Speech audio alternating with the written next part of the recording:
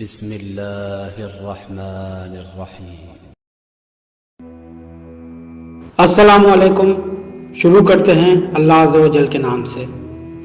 کافی لوگوں کا کہنا ہے کہ ہمارا نام کا برج الگ اور تاریخ پیدائش کا برج الگ کیوں ہے، اور ان میں سے ہمارا برج کون سا ہوگا، کون سے برج کے اثرات ہمارے اوپر فائز ہوں گے۔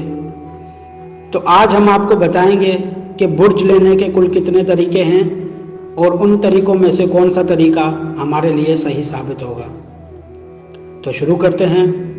برج یا اسٹار معلوم کرنے کے 3 طریقہ کار ہوتے ہیں۔ نمبر پہلا، نام سے برج لینا۔ یہ ایک مؤثر اور پرانا طریقہ ہے جس میں ہم نام کے پہلے الفاظ کو دیکھ کر اپنا برج معلوم کر سکتے ہیں۔ مثلا کسی کا نام شاہد علی ہے تو اس شخص کا برج دلو ہوگا، کیونکہ اس کا پہلا حرف شین ہے، یعنی جو برج دلو کے ماتحت ہے۔ اس طریقے سے ہم آپ کے نام کے برج کا زائچہ بنائیں گے اور اس زائچے کو وقتی زائچے سے شمار کریں گے اور موجودہ حالات کا جائزہ لیں گے۔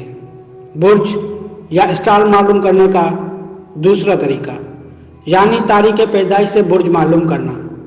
یہ ایک قدیمی اور آفیشیل طریقہ ہے برج معلوم کرنے کا، پر اس طریقے میں کافی تاخیر کا سامنا ہوتا ہے، جس کی وجہ ہے پیدائش سے متعلق معلومات فراہم کرنا، جیسے کہ نام، تاریخ پیدائش، جگہ پیدائش مطلب شہر کا نام، ٹائم پیدائش۔ تاخیر یہ ہے کہ 10 میں سے 8 بندوں کو اپنا صحیح ٹائم پیدائش معلوم نہیں ہوتا۔ جب کسی شخص کا صحیح ٹائم موجود نہ ہو تو زائچہ سازی میں اونچ نیچ ہو سکتی ہے اور حالات کا جائزہ درست ثابت نہیں ہو پائے گا، جس وجہ سے موجودہ وقت میں نام سے برج لینے کو زیادہ ترجیح حاصل ہو رہی ہے، کیونکہ ان 4 معلوماتی سوالوں میں سے کوئی ایک انفارمیشن بھی ہمارے پاس نہیں ہوگی تو ہم اپنا برج نام سے لینے کو ترجیح دینا پسند کریں گے، یا سن سائن اور مون سائن کے تحت حالات کا جائزہ لیں گے۔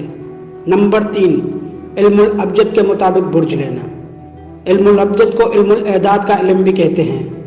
علم الابجد سے ہم اپنا برج اس وقت معلوم کرتے ہیں جب نہ تو ہم کو اپنی پیدائش کے حوالے سے کوئی درست معلومات ہو، یا پھر ہم کو مختلف ناموں سے مطلب ایک سے زیادہ ناموں سے بلایا جاتا ہو، تو اس حالات میں ہم اپنا برج علم الابجد سے معلوم کرتے ہیں۔